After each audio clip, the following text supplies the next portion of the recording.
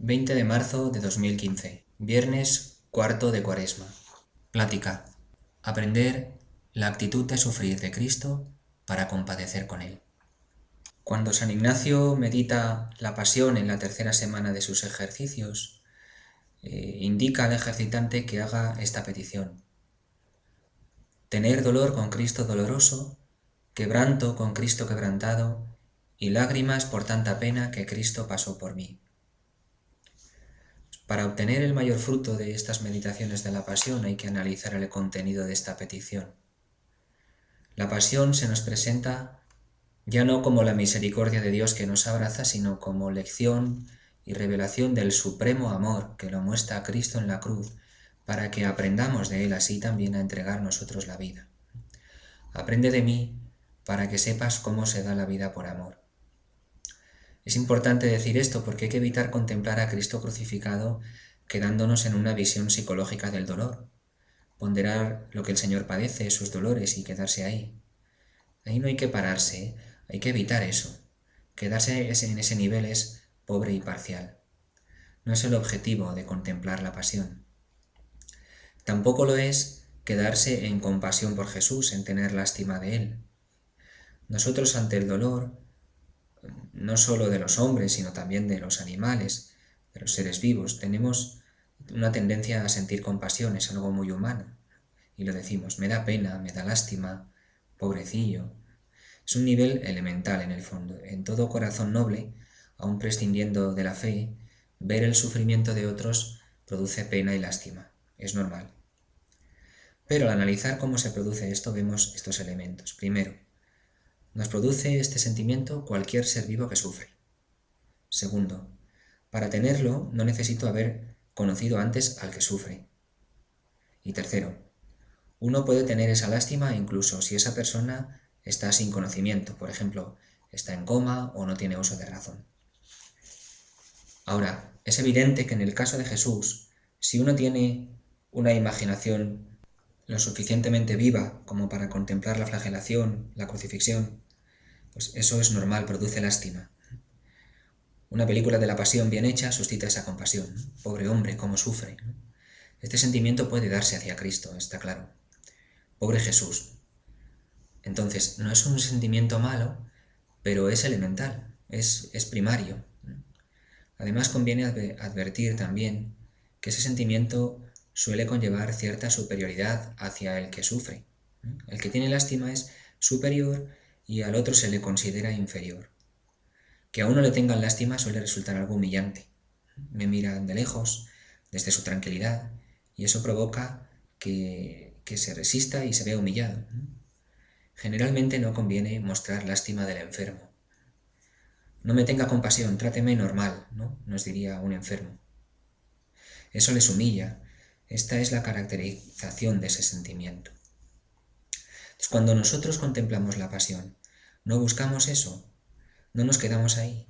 Si eso surge, bien, pero no vale. A veces la madre dice al niño, mira, mira, pobrecito Jesús ahí en la cruz. Eso es promover esto, ¿no? Y ese sentimiento de compasión, de lástima, pero ahora no hemos de detenernos ahí. Por eso en el relato del Evangelio Jesús dice a las mujeres de Jerusalén, no lloréis por mí, sino por vuestros hijos, porque los dignos de lástima son ellos.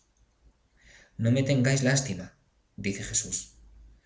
Quizá esta es la dificultad que a veces se pone a la devoción o espiritualidad al corazón de Jesús bien entendida.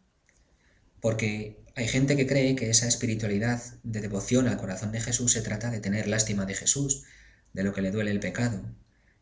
Eso no es bueno, ni es la visión evangélica ni teológica de Cristo.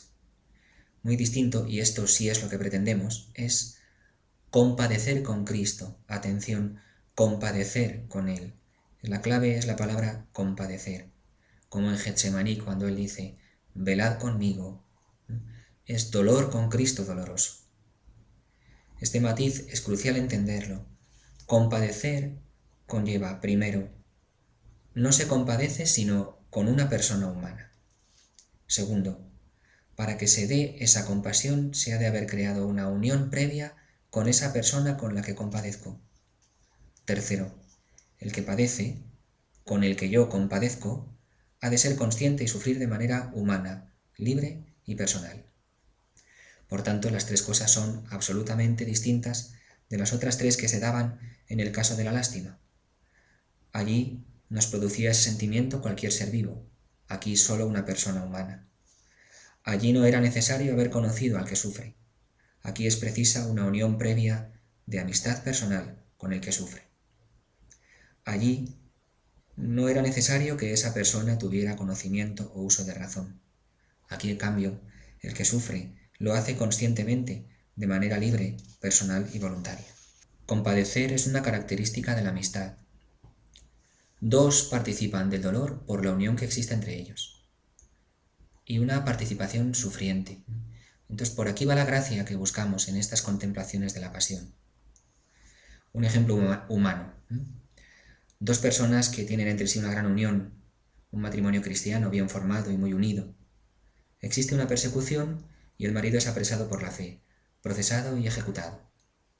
Ese hombre, cristiano bien formado, sufre admirablemente, ofrece su sufrimiento por los mismos que le persiguen, pide por ellos, ofrece el perdón, ofrece su vida y así muere.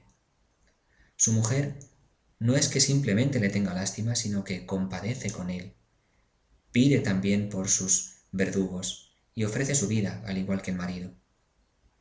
Esto es compadecer. No necesitamos recurrir a palabras o imágenes.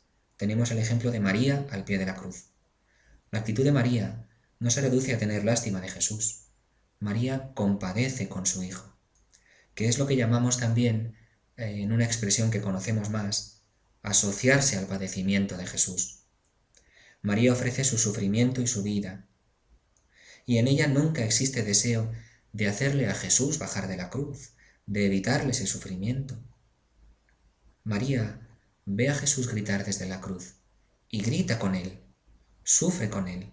La misma espada que atravesó el corazón de Jesús atraviesa también el suyo. En este padecer con existen distintos grados y se va uno adentrando más según crece la amistad. Pero el camino es ese: dolor con Cristo doloroso, quebranto con Cristo quebrantado. Algunas observaciones de sentido común en el participar del sufrimiento de Jesús. Caer en la cuenta es elemental, pero es caer en la cuenta. Esto no es descubrir América, pero sí caer en la cuenta que América existe. No basta el puro sufrimiento, sino sufrir de modo consciente y personal. Por tanto, el sufrimiento es distinto de la actitud de sufrir. Es decir, el sufrimiento lo tengo yo, está en mí, pero me viene de fuera. Si me dan una paliza, quiera o no me llevo los golpes. Podré curarme, pero me ha venido, aunque no quiera. El sufrimiento me viene impuesto.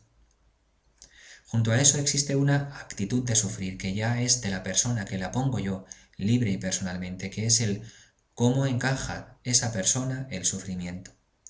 Con actitudes distintas, por ejemplo, rebelarme, no quererlo aceptar, blasfemar. Otra postura posible es resignación estoica al sufrimiento, que es distinto. No tiene remedio, total, ¿qué voy a hacer? Es fatalista, me ha tocado a mí. ¡Qué mala suerte! Puede ser aceptar el sufrimiento. Lo acepto, ha venido, pues bueno, así es. O puede ser ofrecerlo, que no es mero aceptar, sino positivamente ofrecer en amor el sufrimiento. El compadecer se ha de hacer en la actitud de sufrir, que ofrece el sufrimiento en amor, en actitud de sufrir, pero sin separarlo del sufrimiento. En el caso de Jesús, y en mi compadecer con él, lo que redime al hombre no es el sufrimiento físicamente como tal, ni la muerte de Jesús como tal, sino la actitud de sufrir, incluido el sufrimiento, y la actitud de morir, incluida la muerte. Las dos cosas. La actitud con que da la vida, ofrecida, la sangre derramada, no el mero hecho de morir, sino el cómo muere. Es morir con esa actitud ofreciendo la vida. Si quiero compadecer con Jesús, he de entrar en esa actitud de sufrimiento. Y así aprendo la actitud con que he de sufrir yo el sufrimiento que me venga a mí en mi vida. Lección importante, pues. Entrando en el corazón del Señor, veo la actitud de sufrimiento y la aprendo. Y la aplico al sufrimiento cuando me venga a mí en mi vida. El sufrimiento en su raíz viene del pecado, pero también muchas veces viene del pecado del que me hace sufrir. Por ejemplo, uno que me pega. El sufrimiento de Jesús viene del pecado de los que le condenan, pero la actitud de sufrimiento redentora viene de la gracia de Dios. Esta es la gran obra redentora. Cristo ha tomado sobre sí todo el sufrimiento de la humanidad y lo ha envuelto en un amor que puede transformar todo ese sufrimiento en amor, en una vida ofrecida al Padre. Solo el que era Dios era capaz de esto. Ahora bien, el que sufre con Cristo y se asocia a su pasión, acoge el sufrimiento con la actitud del corazón y lo ofrece en el amor. Así nos asociamos a la pasión de Cristo, pero además el Señor quiere que todo ese sufrimiento sea ofrecido por el que lo lleva, que lo asuma con el mismo amor y actitud de Cristo. Y eso es completar en nosotros lo que falta a su pasión, como dice San Pablo. Esto lo hace posible con su obra redentora, que aprendamos la actitud de sufrir y tengamos gracia para adquirirla y vivir esa actitud de sufrir. Esto lo necesitamos, llegar a esas actitudes, asociarnos así a la pasión de Cristo. Dolor, no lástima, con Cristo doloroso. Ofrecemos la pasión de Cristo participando de esa actitud de Él. Ofrecer el sufrimiento, el que venga, con la actitud que Cristo ofreció el sufrimiento de la humanidad. Eso es asociarnos a la pasión de Cristo, como María. Por tanto, no es mero acto de voluntad, no es yo quiero, sino es asociación que se realiza por esa participación en la actitud de sufrir de Cristo. Esto es muy importante, hay que tenerlo muy claro. Existen hoy muchas teorías que no aceptan el valor redentor de la muerte y sufrimiento de Cristo y que dicen que le fue por su vida y obras, como cualquier líder revolucionario. Tan solo dio testimonio con valor hasta morir, pero dicen, no dio la vida, sino murió sin temer a morir. Pero la redención no la traería dando la vida. Esas teorías apoyan y acentúan la actitud revolucionaria. Y esto es falso, dicen que esto es falso. Es muy claro esto, ¿no? Dar la vida. Es lo más grande que podemos hacer. Cuando seamos mayores, no nos quedará solo esperar la muerte. Nos quedará aún lo más importante de nuestra vida, darla, que es mucho más que todo lo que podemos hacer. Mientras vivimos, existe la posibilidad de dar la vida.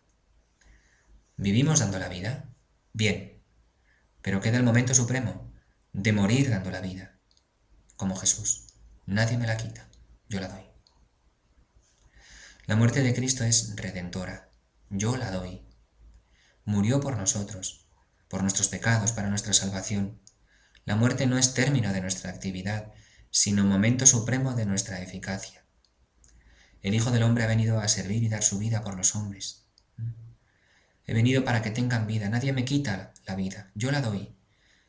Esta es mi sangre que se derrama, esto es mi cuerpo que se entrega. ¿Cuál es esta actitud sufriente de Cristo? Se puede describir de este modo. Inmenso amor de obediencia al Padre y amor a los hombres, que asume la condición pecadora, débil y dolorosa de la humanidad, y la muerte inscrita en esa naturaleza humana, por amor solidario con los hombres ante el Padre.